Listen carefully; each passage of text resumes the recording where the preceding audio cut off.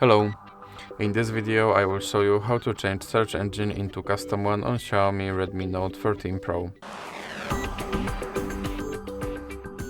So you have to start with opening your internet browser and then you have to go to your custom search engine website, and for this video I will use yep.com.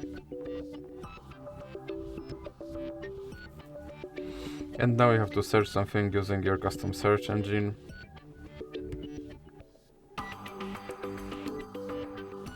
And now click here, go to settings, then click on search engine, and in recently visited you should have now yep.com option, so you can select that and then you can click back, and as you can see my search engine is now set to yep. So that's it for this video. If you liked it, please remember to give like and subscribe.